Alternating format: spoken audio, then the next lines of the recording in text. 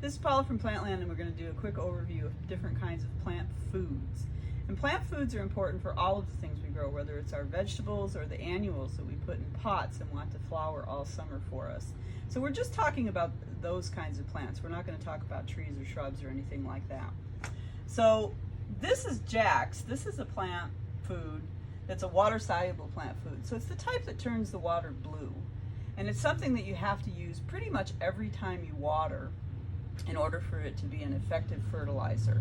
You could go to every other time you water, but the truth is for your annuals that are heavy feeders, things like petunias, geraniums, they really want this every time they get watered. And we have different kinds of little siphon systems you can set up, or you can just mix it in your watering can if you're watering with a watering can on your patio. But we also have systems you can set up with your hose that are siphon systems.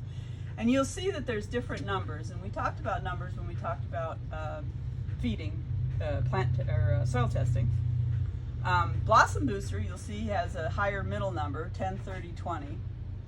That 30 is phosphorus, and that's going to be the number that boosts your flower production. So that's a really good thing for your annuals, something to think about when you're trying to get lots of flowers in your pots.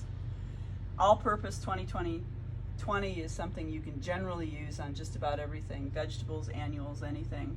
Tomato feed here, you'll see, has a much higher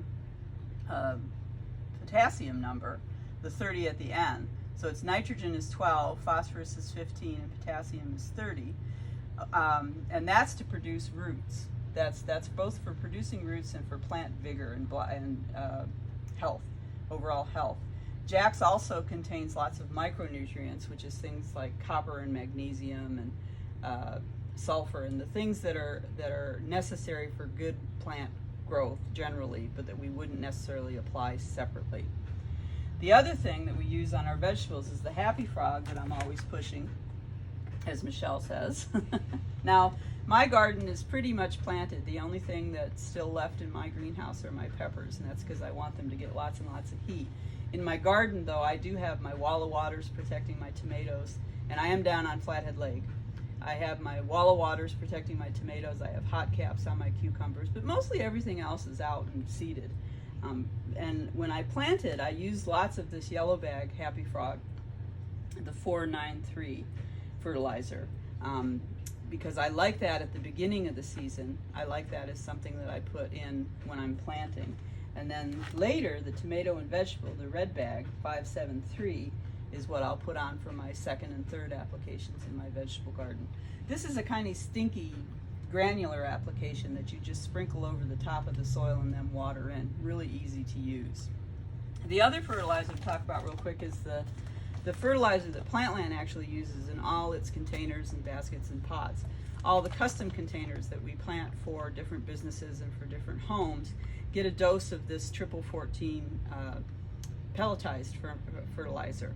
Now this is an inorganic fertilizer, and what this is little clay pebbles that have the fertilizer coating on it.